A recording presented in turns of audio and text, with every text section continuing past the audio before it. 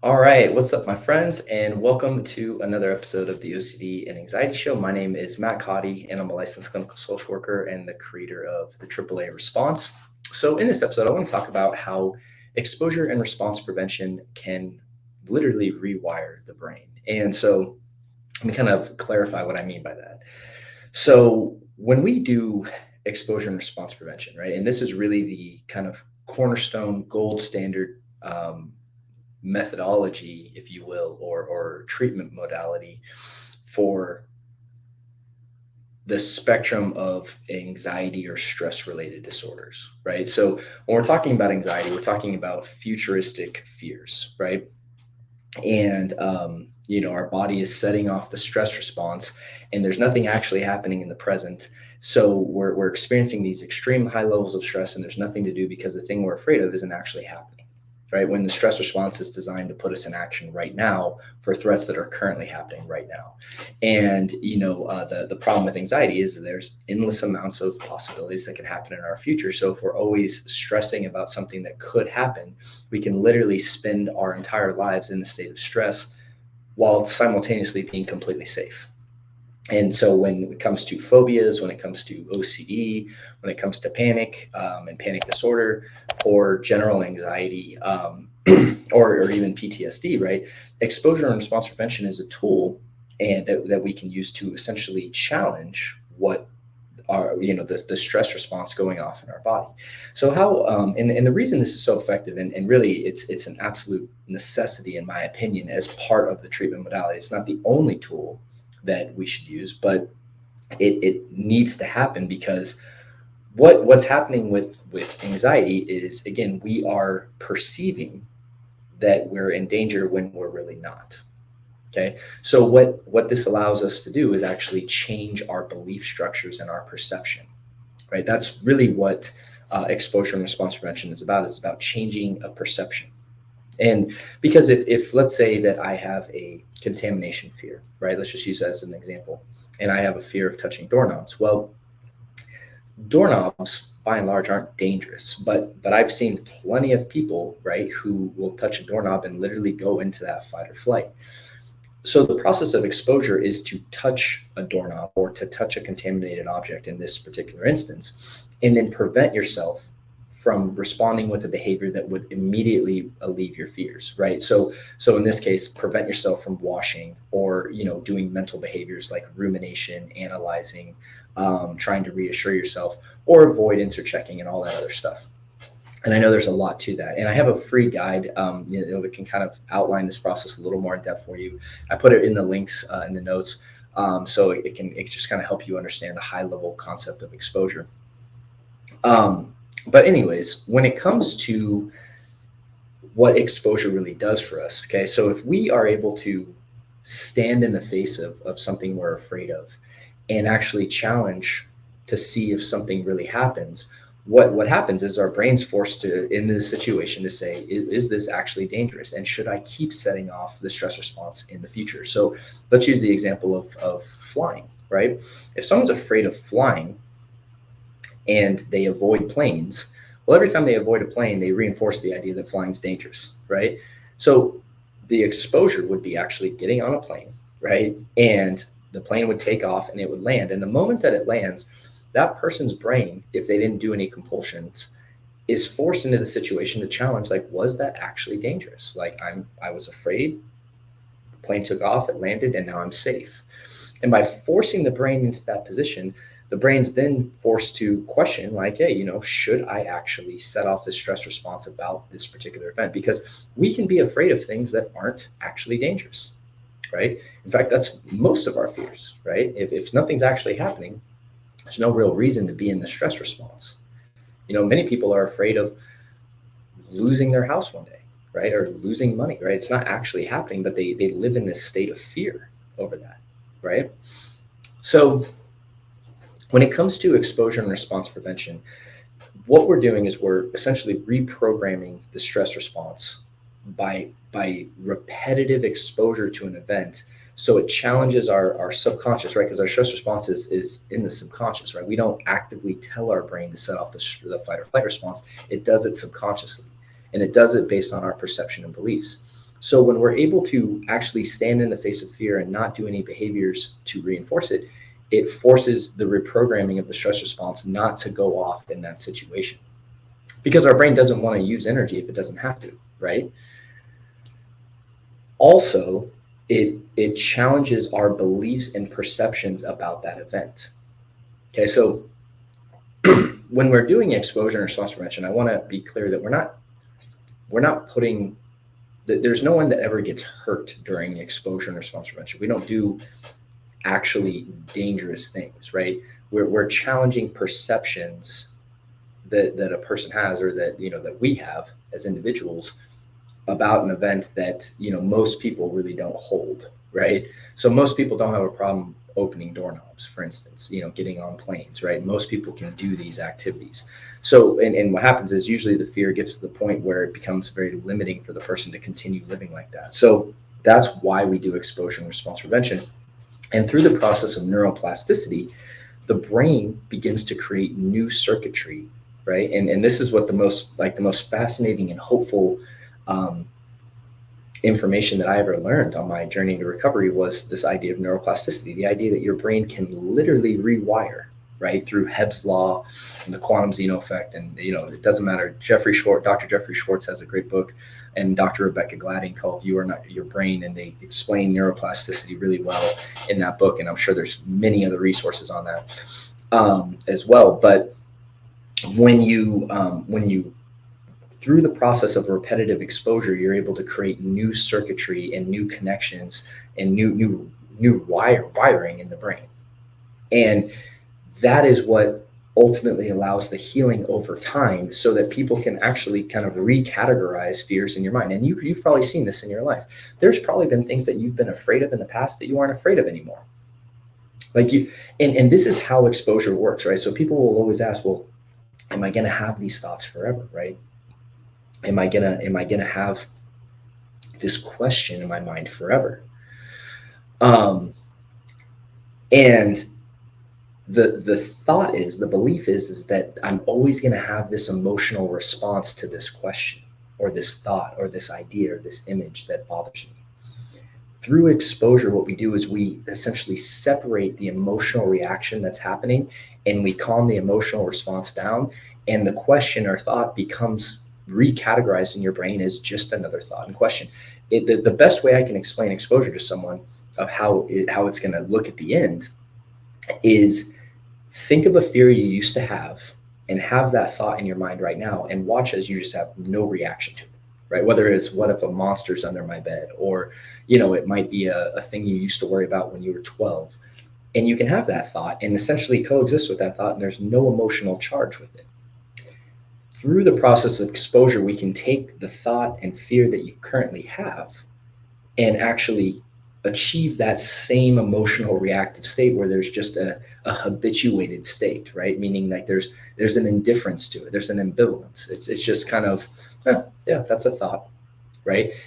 And that's the power of exposure and response prevention. Now the thing that most people do incorrectly with exposure is that they think they're doing exposure, but they end up engaging in several different safety behaviors or compulsions that without realizing it.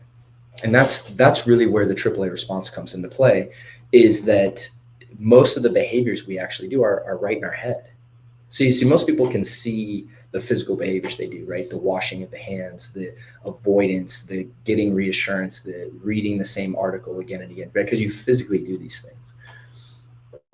Most people don't realize is that a lot of the behaviors are just right here in the mind. Things like analyzing, worrying, ruminating, right? Silently praying, counting, distracting, mentally reassuring, mentally checking, body scanning, all this stuff we can do just right in our mind. These behaviors actually serve the same reinforcement that avoidance or washing or a lot of the physical behaviors that we do. So to do true exposure and response prevention, there has to be a complete elimination of the compulsions and safety behaviors. That is the thing that I really want to stress in today's episode, that the only way that we can really achieve, the only way we really can achieve the rewiring and restructuring through Hebb's law and neuroplasticity is the complete elimination of the behaviors and the consistent exposure, right? It's not doing one exposure to a situation that's enough. The consistency of it and the complete elimination of the behaviors is how you are successful with exposure response prevention. That's how you successfully rewire the brain and challenge old beliefs, right? So to continue on from the last episode that I did where I talk about changing beliefs. Well, beliefs drive our behaviors, right? The way that we actually challenge and change beliefs is through changing our behaviors first to prove that our new belief is true. Okay. So a lot of people, like, let's just say the fear of flying, let's just use that as an example. If we have a fear of flying, then like, oh my gosh, like I'm afraid that plane's going to crash. And that's the story that we're operating from. The only way we can ever challenge that belief is not saying that I believe the plane's safe and then getting on, is we have to get on, let the plane fly and land. And that is what allows us to subconsciously challenge our beliefs and reprogram our stress response. And that's really the power of exposure and response prevention. And I wanted to take the time to explain that today, because a lot of people, they read about exposure and they just already, just get overwhelmed at like the idea of exposure, and they kind of give up before they ever even really try it. Or they try it and engage in behaviors without knowing it, which then makes them believe that exposure doesn't work. Or a lot of people have beliefs and stories about exposure and response prevention. This doesn't work for me. Yeah, Matt, that's great. But, it doesn't work for me, or I tried it and it didn't work. The reality is exposure is not one of these things that works for some people and doesn't work for some other people. It works when you do it without doing any behaviors, because you have the same stress response in your body that I do. In neuroplasticity, right? Hebb's law, a law applies to everyone. It's like the law of gravity. It doesn't just like pick and choose. It's ones that it works for, right? Like the stuff that we're talking about here is universal, right? With habituation. The key is understanding that many of the behaviors are mental, and by doing it consistently is what allows us to be successful. It's not a random one-off exposure that's going to get you better. It's the consistency of it that's going to cause the reprogramming and rewiring to happen. And we obviously walk you through this and go in depth in this in our Taking Back Control program. And a great first place to start, if you've never gone into this or want to learn more about this, is the guide that we have in the links for you. And again, it's hard work. I mean, I do want to acknowledge that, but I mean, it's some of the most beautiful and transformative work you can do. Because like I was saying in the last episode, when you live in a story of fear, and you live with beliefs that drive fear and you live in behaviors that are driven out of fear, most of us believe that we are living free, that we're living life on our terms. And I thought that for a long time. And so this is not a judgment statement at all to those listening and watching. But one of the things that was a real wake up for me was what you begin to really notice about fear is when you can't do something because you're afraid. That's a true realization of the prison of fear. When you really won't do something that you want to do, when you won't go on a trip because you're afraid, when you won't go out to that restaurant with your friends, whatever it is, right? And that's what fear really is, in my opinion. It's a prison. It creates a prison for us, and we live in it. And some of us convince ourselves that we like living there. But when you decide to get really honest with yourself and say, hey, I don't want this to control me anymore. I want to live a life that's untethered, I don't want to be held down by fear, right? I don't want to be restricted in any way. That's when the discomfort of exposure is worth going through, because you understand the value of freedom on the other side of it. And you can't make someone do this. You can't tell someone to do this. It has to be something that you decide you need to do for yourself. But the growth of it, when you really get to see the other side, and I've watched so many people and got to be part of so many people's journeys on the other side of fear, and it's one of the reasons I love doing what I do. The liberation you experience is you can't put a money value on it. You can't put an emotional value on it. I mean, it's like it's a different world. And so if this is something that is new to you, right? I'm so happy you're here with us. And if you think, and if you've tried this in the past and you haven't been successful, chances are you just haven't been guided correctly on how to apply this. And there's a lot of people that are well-intended that give a lot of misinformation on this and incorrect information out there. So, with the show, the whole point is to get tools out there that are gonna change people's lives and really give them and empower them to change their own life, right? Because that's the thing with exposure response prevention and with OCD and anxiety recovery is you truly are your own healer. You are the one who does the work. You're the only one that can do the work. And I tell people this all the time. And the great thing about being your own healer is that once you learn the skills, you have them forever. And you can apply it to any fear that you encounter. And once you really begin to move against fear in your life, and the more and more you move against fear in your life, the great thing is the more empowered you become, and the more you decide that like living in fear, you start to see the value of not living in fear. And the growth that comes internally is one of the best things about exposure and response prevention. Yes, like the healing and the rewiring and the restructuring of the brain and the stress response and neuroplasticity, all that stuff is amazing. But I think it's who you become through the process that's the real gold underneath the surface, if you will, where that most people don't realize. It's who you become as a person by facing fear. So I just wanted to talk about that today. And again, just encourage you if this is something that you're struggling with or you're applying, to really take those next steps this year, right? One thing with exposure I was really good at, and I know so many people are good at, is putting it off. I'll do it tomorrow. Yeah, I don't have time today, right? But the reality is that there is no better time than right now. There will never be a better day than today to face your fear. And if you're struggling with this, again, over at Restored Minds, we have support for you in so many different levels, whether it's our guide or our Taking Back Control program, as well as our live groups that we run and coaching programs. And I mean, there's support at every level, whatever it is you need. So,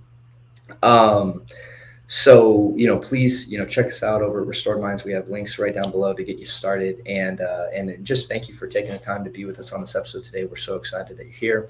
And if you could help us out, please, by liking and subscribing and sharing and even leaving us a review on iTunes. It just helps us to really, get better rankings on the show, as well as getting this information out and getting it shared to people that need it. So if you found this helpful, please support us and help us out by doing that, just so we can help get this to as many people as we can. So wish you guys a great week. As always, thank you for being with us. And and I hope that you'll consider being part of our community with Taking Back Control and really challenging your fears and taking back control of your own life. So thank you. Have a great week, and I'll see you guys soon.